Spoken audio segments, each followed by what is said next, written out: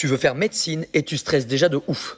Je comprends tout à fait que tu stresses parce que faire une année de passe, comme elle s'appelle d'ailleurs, c'est vraiment pas facile. C'est-à-dire que c'est une année de ta vie dont tu te souviendras toujours. Je travaille dans 7 prépas de médecine en France, d'accord, sur des cours de mathématiques, et je vais essayer de vous éclairer sur les meilleures manières d'anticiper ton année de médecine.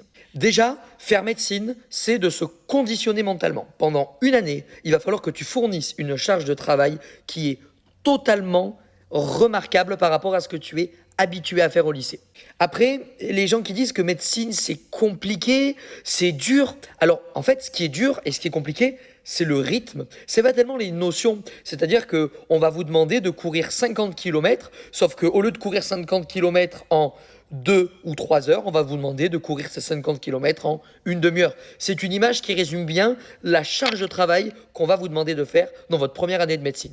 Je pense que la deuxième chose la plus importante, c'est de bien choisir sa prépa de médecine. C'est vraiment pas évident de réussir une année de médecine sans avoir une prépa qui va te permettre de réussir, de t'accompagner et de te driver tout au long de l'année pour obtenir en fait le meilleur classement possible.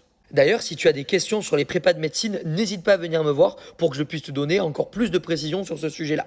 Et d'un point de vue mathématique, c'est quand même assez important. Alors, je ne peux pas m'adresser à tout le monde en disant ça, parce que le programme de médecine n'est pas le même en fonction des académies. Je vous donne un exemple. Dans l'académie de Grenoble, il n'y a pas de fonction, de dérivée, d'intégrale, de primitive.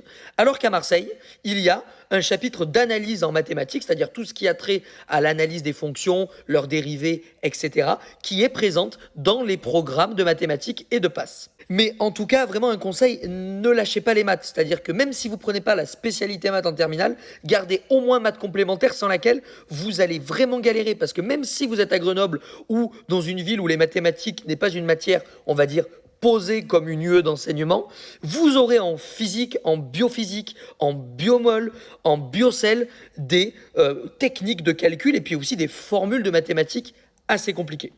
Si tu as des questions sur les études de médecine, n'hésite surtout pas à m'écrire. À bientôt.